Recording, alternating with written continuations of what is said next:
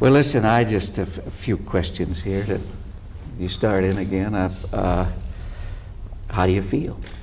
That's the first one. Really. Every day I'm amazed at the improvement. Just only a few days ago that to bend in the middle, somebody had to help. Now I can get up all by myself. The sore spot's going away. Oh, yeah. Sort of thing. There's kind of about an 11-inch line there that I see. You don't plan to show your scar like No, Lyndon Johnson. no. So keep that quiet, huh? Well, let me, on a serious note, you've got another adversary now, cancer. And how are you going to deal with that these next 3.5 years? Well, I'm going to do exactly what they've told me to do. The thing is, Hugh, in this one, the doctor himself was a little concerned because he'd used the term that I have cancer. He says the proper thing is I had cancer. And very to a minor effect, that particular polyp, called the adenoma type, is one that if it is left, it begins to develop cancerous cells. Well, this one had, when they got it out, they found that there were a few of such cells. But it's gone, and along with surrounding tissue, it had not spread, no evidence of anything else. So I am someone who does not have cancer, but like everyone else, I'm apparently vulnerable to it, and therefore there will be a schedule of checkups for a period to see if it's going to return or if there was a cell that had escaped into the bloodstream or something. And will the fear of cancer intrude into your life, though? No, I've never been that way about things of that kind. I just well, I must say, twice you've been brushed by death since you've been in this office, and you seem unfazed. What you keep going, you keep your hope up. What is it? Well, I have a very real and deep faith. Probably I'm indebted to my mother for that, and I figure that he'll make a decision, and I can't doubt that whatever he decides will be the right decision. That's not going to phase your work? No. What, Mr. President, if the thing should reoccur, if cancer should show up and you had to undergo treatments, is there the possibility that you would resign? Turn the job over to I Mr. can't Bush? foresee anything of that kind, and that is not just me talking now. That's on the basis of all that I've been told by the doctors who were all concerned with this. I can't see anything of that kind coming, but as I said once when they were talking about my age before I was elected the first time, if I found myself ever physically incapacitated to where I in my own mind knew I could not fulfill the requirements, I'd be the first one to say so and step down. Did you, or rather, when was the hardest moment in this whole episode for you? The hardest moment?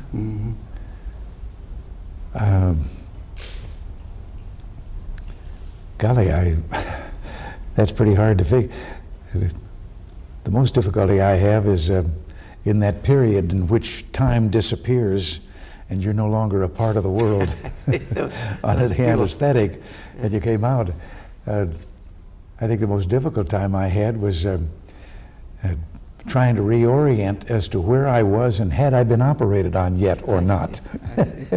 And they said, oh yes, it's all over. And it seemed to me that time, where my memory ended, was such that I hadn't been, and it was yet to be, and I was quite confused. I see. Did you suspect you might have cancer before they told you? No. This whole thing, and I think, Hugh, they've tried to make something of the scheduling of these things. The polyp that had been taken out, the knowledge that I had another one yet to come out, those were the kind that, as they said, don't become cancerous. And the schedule was set, and I went in there fully prepared on a Friday afternoon to have that one snipped out. But then, because there had been a couple, and it had been a time since the last examination, they were going to do this examination then of the intestine to make sure.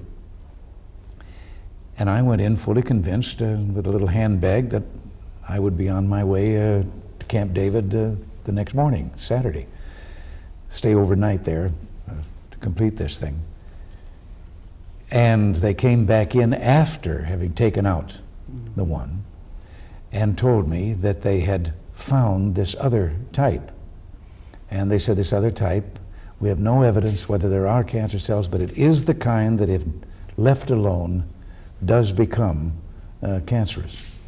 And they said, now, you're all prepped, you're here, and that prepping took a lot of imbibing of certain fluids for hours before I went there. And they said, you can schedule this to come back, or I said, our advice is you're all ready and you're here, and why not now? And I said, yes. I didn't want to get back on that fluid again a week or two from now. So I said yes, and then they told me, when I was able to understand, that yes, there had been a few cancer cells in it, but it had not penetrated the outer wall, was confined. There was no trace of this going anyplace else.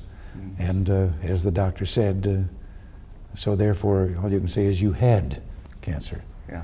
Well, now I've got too many friends, and even my brother, who, good Lord, he had very severe cancer of the larynx. He was a very heavy smoker, which I have never been. And but that was, golly, I guess the neighborhood of 20 years ago. And he's doing just fine. So I'll take the checkups that they recommend for them to keep track. And well, there was some comment when you only spent 5 minutes with the doctors when they told you that the specimen was cancerous that they took out. You know? But that was all you needed to spend with them, huh? Yeah, they were most reassuring. I see. You, I guess, have answered somewhat indirectly, but let me put it again. You're not unhappy with their medical advice? Oh, no, not at all. Why didn't you do it last year, 84? Well, I think this is what has been misplayed somewhat. We didn't know about this potential one. We knew at the time that there were two small polyps, one much smaller than the other. And they had gotten this one, and then subsequently we set a time later when I would go back in, and there was this talk of the concern about blood. Well, that was all dismissed because I took the further tests and examinations on that, and very thoroughly, and there was never another trace. And Hugh, I don't know, I'm a little embarrassed at talking as boldly as your colleagues do about all of these plumbing secrets and everything, but I think I had an explanation for the very minute trace of blood that just once turned up in that examination. And my explanation is it was external. Oh, I see. That I had irritated myself externally, and had evidence of it. I see. That I could see myself. And I thought that is where that trace came from, and the very fact then that all the things of special diet and everything else, and several times a day samples and so forth over a period of time, and never another trace, I think I'm right. I see. Have any of your priorities changed because of this illness as far as being President of America, of the United States goes? No.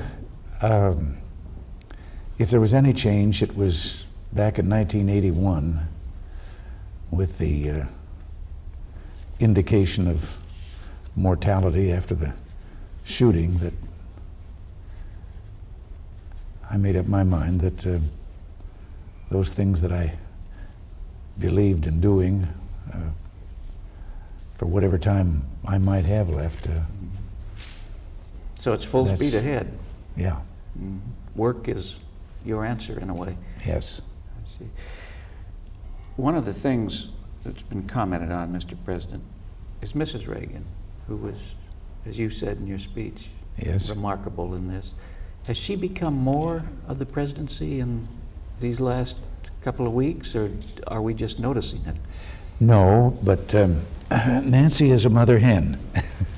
And let something happen to one of the family and they become the chick.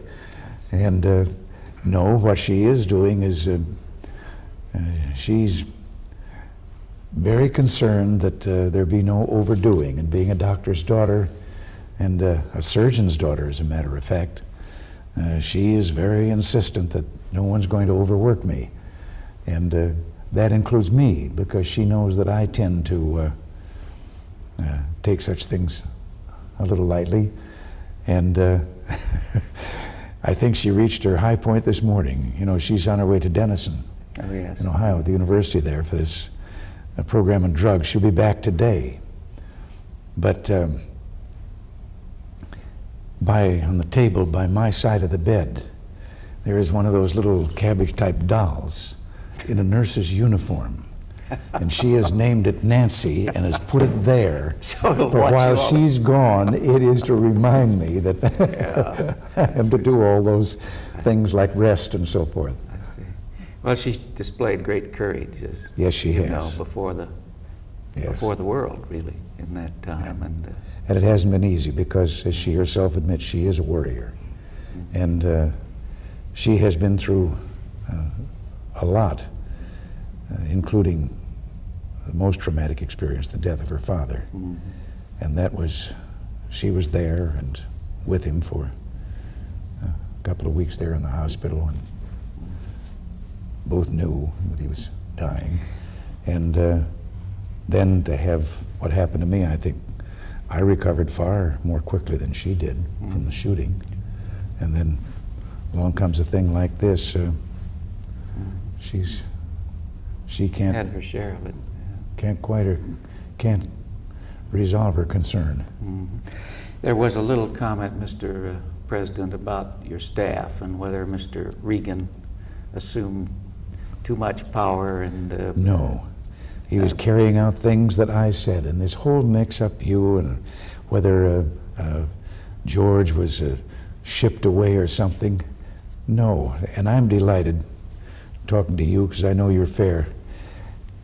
When I found out that to be under a anesthetic, that I should designate, and I designated, of course, automatically George Bush. But George had just come back from that very successful but also very tiring trip. And knowing that this was just for the hours of an operation, and at this time was all going to be over on Friday afternoon when we did this thing, I said to Don, I knew that George had gone as I would have gone to the ranch after that trip, had gone up to Maine.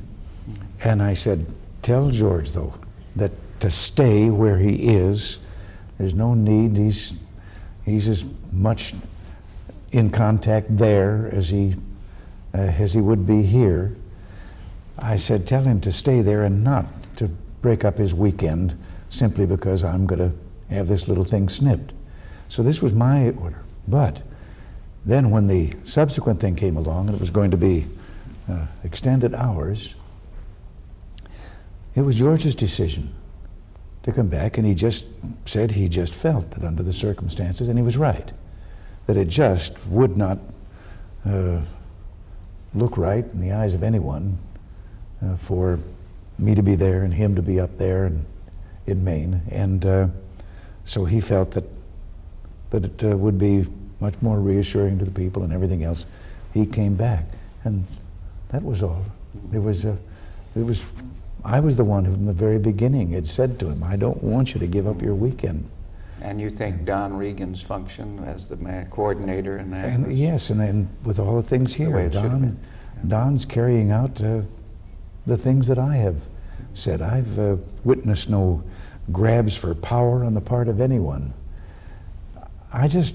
Hugh, there seems to be a concerted effort, and has been for the last 4.5 years, to try and build feuds within the administration. I think they thrive on, some do, on combat, and there just isn't anything to it. Well, you've got to have a feud or two, Mr. President, or we'd be out of work. You'd have more unemployment on your hands. You talked of going home. I was struck by it in the hospital. You mentioned it 2 or 3 times, how you wanted to go home and get into your bed. I've never heard a president talk of the White House with such affection and warmth. Now, what's the change? This has become home. Yes, and Hugh, I think again, we go to, Nancy is a nest builder. You know, if we stop in a hotel for a couple of days, she can't be in a suite for 5 minutes until she's moving the furniture around and to make it more home-like.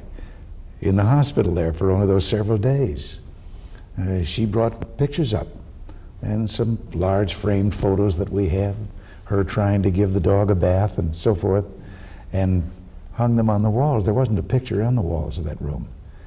And at first I kept saying, honey, I'm going to be, you know, out of here in a few days. You're going to a lot of trouble. But I have to say she was right. Suddenly, it was much more pleasant, and to look around, and she had framed photos, that family photos that she brought and were around the place. She does that in the same here with the so it has become home, despite the, the living over the store and the isolation and all the problems. The living quarters there, our own furniture in there, and I just always have had a tendency to settle in, and maybe you want a 3rd term. I think that's out of line now. But I have to say, no, it is.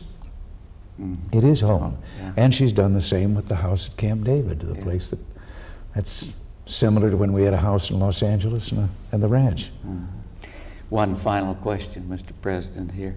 What's your favorite joke about your operation? Oh, Lord. Surely you've told one or two. That cartoon you mentioned this morning.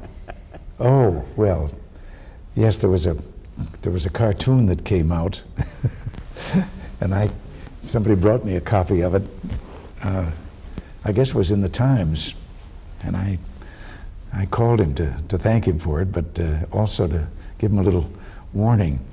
Well, it's a cartoon that appeared in the paper, and it was of the hospital. And then up here in a window was a nurse and a man.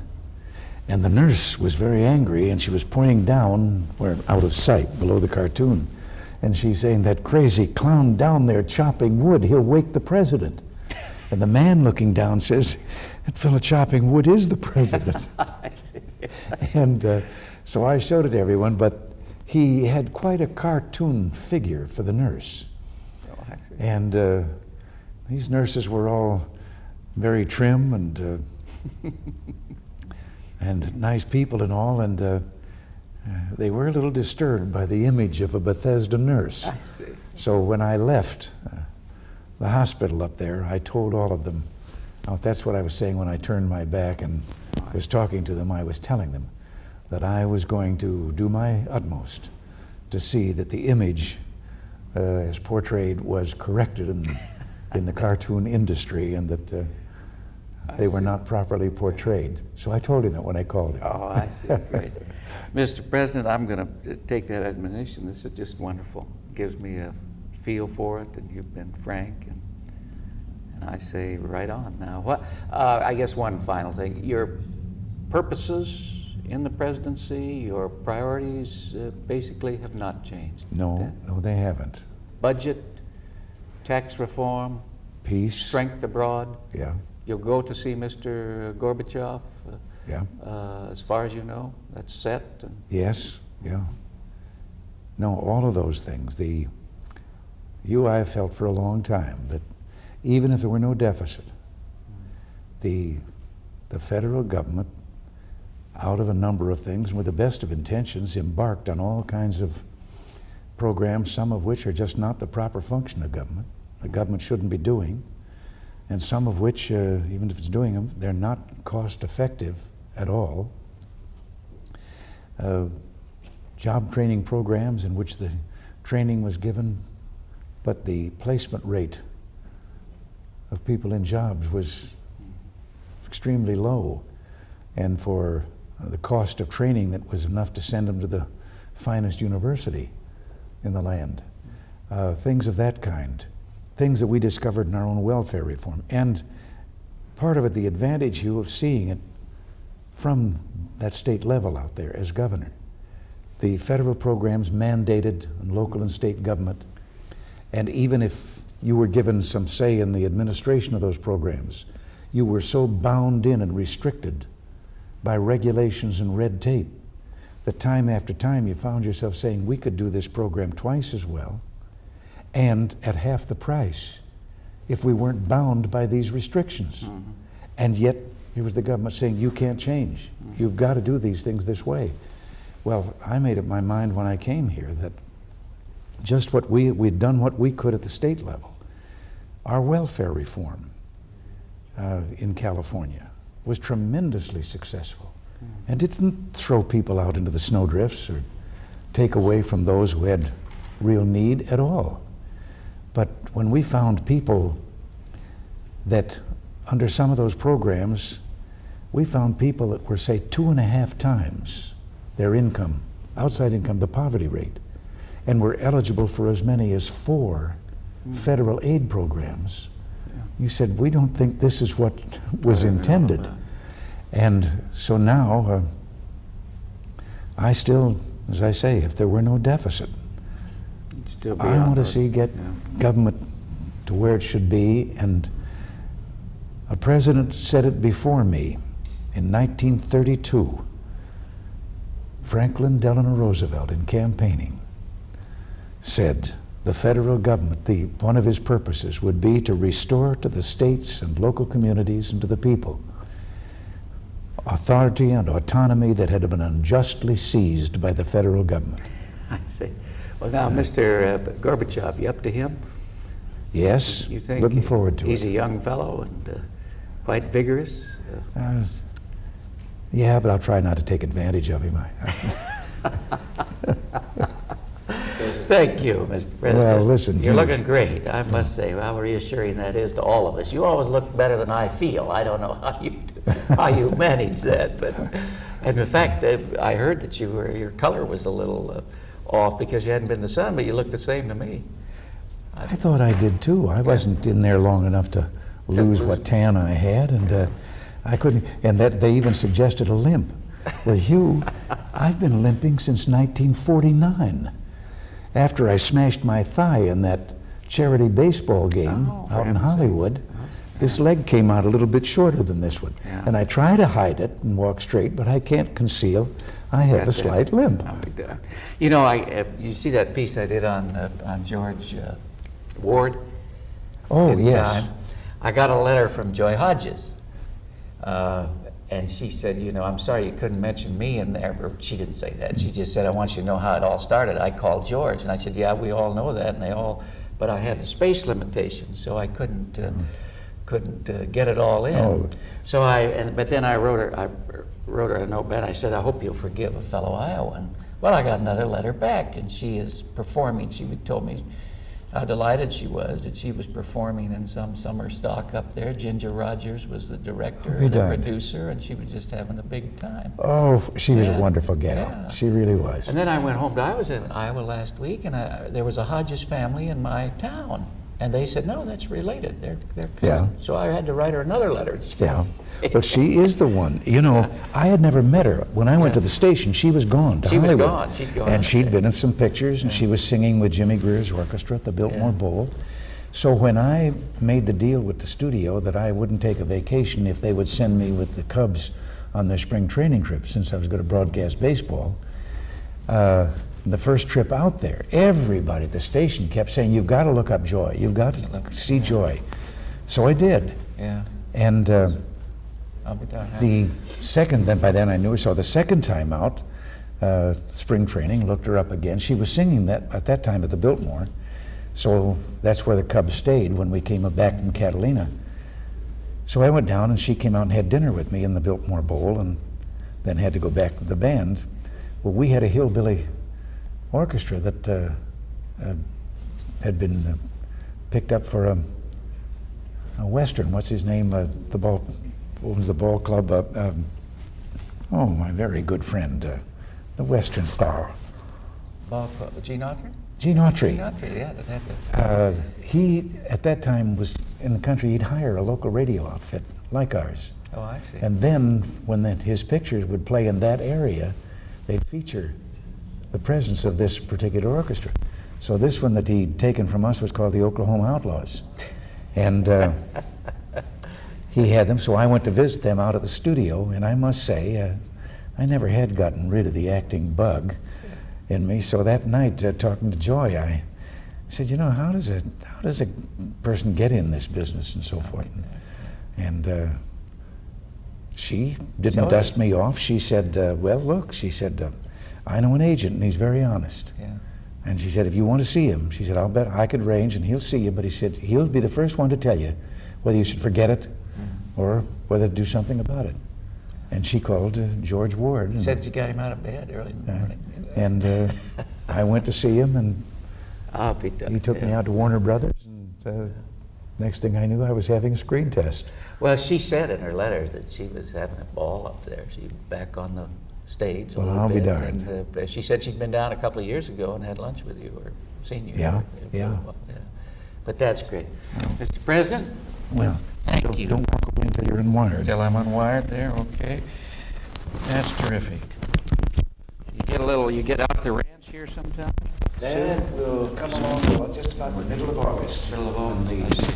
those jokers on the hill leave again, and then I can get out of town. Get him out of town, we're all safer. Yeah. Well, I Good to see you. Yeah.